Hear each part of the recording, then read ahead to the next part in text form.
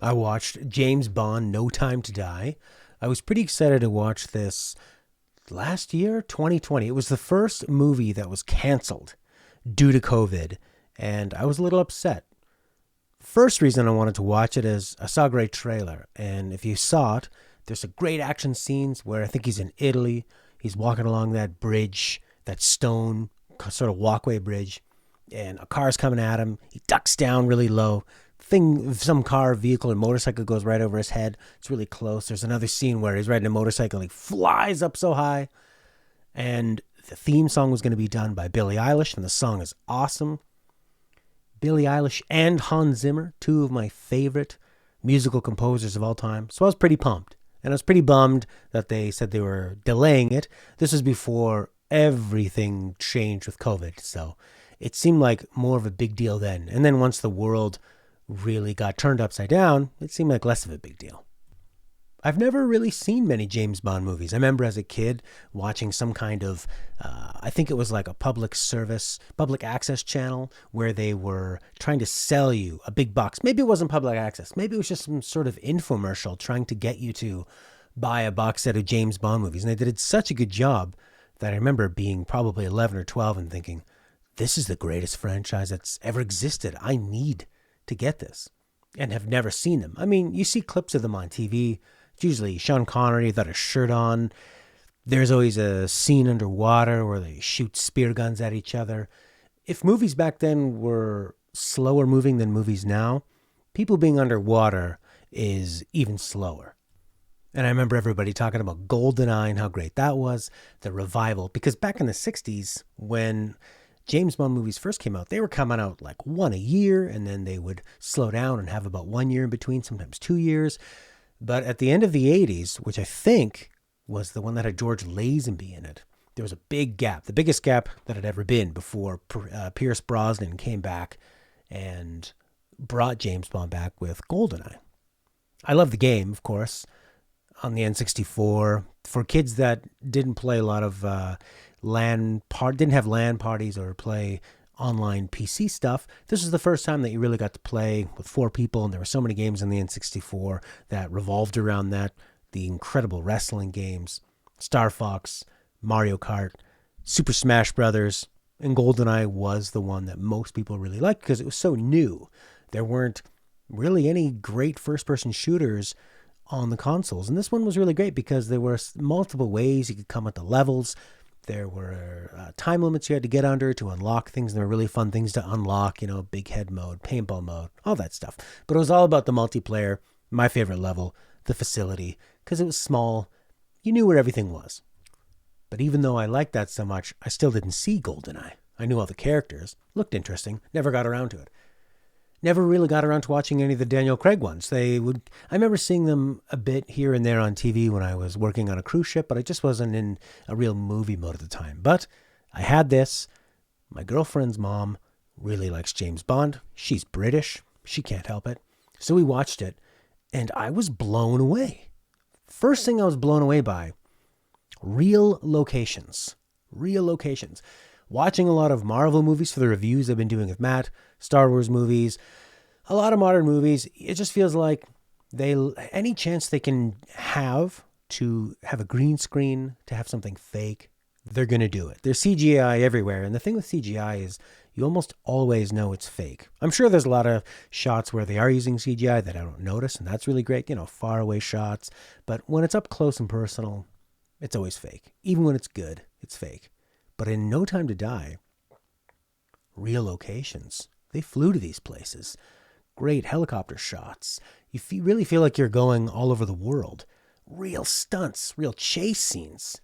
It's so exciting. And even in the few parts where, for example, there's a scene where they're floating in the water, and you really know that, okay, this is a set because they're not doing a wide shot. It's not a faraway shot. It's very sort of up close, kind of a nondescript background.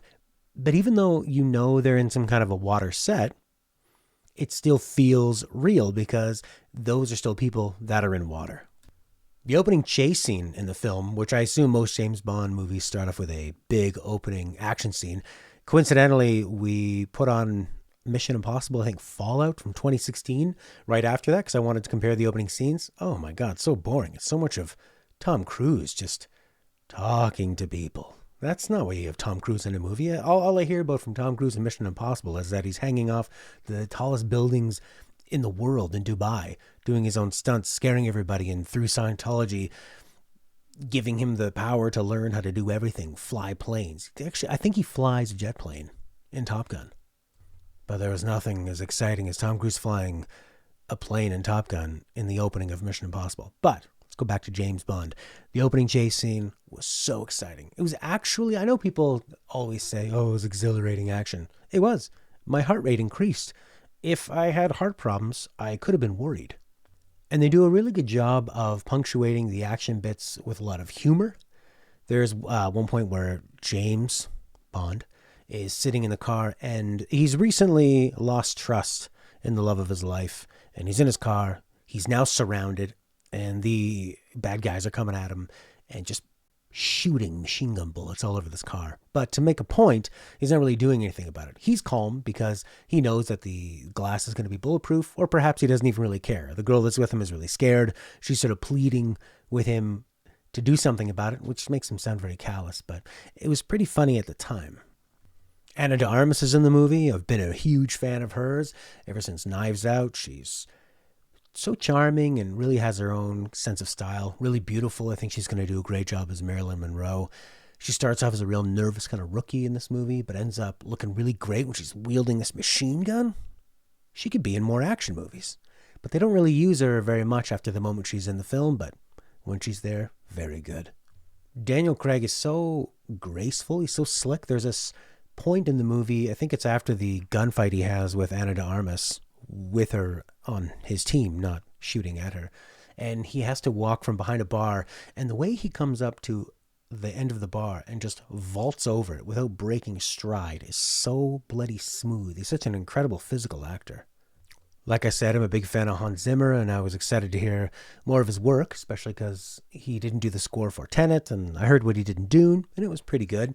There is a part in the end of this movie where James is chasing the villain, and they start playing a piece that sounds almost identical to the Dark Knight theme in the Christopher Nolan Batman movies. I couldn't believe it. I'd say probably about 50% of it is plagiarized from the film, but I mean, he wrote both, so you can't really plagiarize yourself, but I'm sure that the music might be owned by different movies, different studios, so I don't know how he gets around that. I guess he can just sort of do whatever he wants at this point. It's a really good theme. It sounded good, but I immediately just thought of The Dark Knight the whole time, so it's kind of distracting. Rami Malek's villain, in the trailer, it looks like it's going to be really interesting, because Rami Malek is kind of a weird guy. He has those big eyes. He has sort of a weird way of talking, and he has a screwed up sort of face, and you think, well, it's going to be really cool. The problem, though, is that he doesn't really do anything, and it's so by the numbers. You give him a visual affectation or a visual weirdness, and that's kind of it. That's really all he has. He talks a lot, but he doesn't actually do anything after the opening moment in the movie that makes you think he's a bad guy, and he doesn't really do a good job of explaining why he wants to do what he's doing. He has this evil lair that is just so by the numbers that it looks like it's straight out of Austin Powers. His accent is this sort of vague mishmash of, like, I don't know, maybe Israeli and Eastern European. It's kind of nothing at all, and he speaks very monotone the whole time. They just don't give him enough to do to make you really want to see him stopped or understand what he's doing. There's nothing like what Javier Bardem had with James Bond. I know I said I didn't watch those movies. I did see some of those scenes, and they stuck with me so much more than everything that happened in this movie with the villain. That's the one weak point in it. It's a long movie. 2 hours and 46 minutes, I believe. It doesn't feel that long because they do such a good job of having big, long, exciting action that has a lot of variety, and then they'll feed you some story, some mystery. There's always comedy punctuated in there. Comedy isn't like sort of MCU comedy where, you know, they end a scene and it's kind of like winking at the camera like, isn't this kind of geeky what we're doing here? It's actual real movie comedy.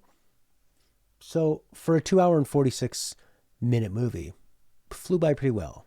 Very nicely paced. And you have the beautiful locales, and there's just so much stimulation in a good way. There's a variety of stimulation. I'm going to talk about the ending now. So spoilers. The big ending. James, spoilers, who finds out that the girl he was with, Leah Seydoux, has a daughter. She said it wasn't his. He finds out it is. As they're escaping the evil air, he puts Leah Seydoux and his daughter onto a boat, but he says, I got to go back. All right, so he goes back because in this lair and in the island, they have some kind of a horrible virus that's going to ruin the world. Man, came out right before COVID. Weird. And James wants to make sure that it's taken care of because this evil air also has blast doors. Close the blast doors. So the missiles that the good guys are sending, are they really good, to blow it up, are just going to impact harmlessly on the blast doors, and that's going to be a problem. So James goes in, wants to open them up. Rami Malek gets to jump on him, pew pew, shoots him. They have this sort of really lackluster fight in the water. It's really quick, but the whole point of it is that Rami Malek infects him with this virus that if he goes near his girlfriend or his girlfriend's daughter, his daughter, they'll get all weird and their faces they'll die and they'll sort of melt. Sort of like what happens to the Navy SEALs at the beginning of The Rock and other people later on in The Rock, which is a great movie. I know, if you've only known Michael Bay for the Transformers and everything after that, you might be shocked, but The Rock is a really, really good action movie. Anyways, Bond gets infected with this, and he's running out of time to get out, but he's realizing there's no point, because even though he has this virus, it could never be cured, and he can also never go near the love of his life and his daughter. So he just kind of commits suicide. He stands up, he hops on top of this evil lair, and as the clouds part and the sun shines, the clouds are shining like heaven. The Bond and the audience take a look at a beautiful locale one more time as an explosion comes down and Daniel Craig gets obliterated as he says goodbye to a character he's played since 2005 or 2006, I want to say. They roll the credits, and then after the credits, they put up a little title card that says, James Bond will return, as if people are in the movie theater or at home or on their phone watching it while directors weep and saying, oh, I guess it's over. Or, like my mother-in-law said, I guess maybe he didn't even really die. Why would he die? But he is the first James Bond to die in a series, and now he's gone. So for my first real James Bond movie, I was super impressed. It's going to make me want to go back and take a look at the other ones. I hear that the one with Javier Bardem is very good from Daniel Craig. I hear the Casino Royale is really good. I hear the Quantum of Solace is on the low end. So I'm going to check those out, because just seeing action done on such a scale with so many practical effects is a thing of beauty, and it's something I miss. So No Time to Die, I highly recommend it, especially to older nerds like me that miss the 80s movies and 90s movies where things were just puppets and real. It was so great.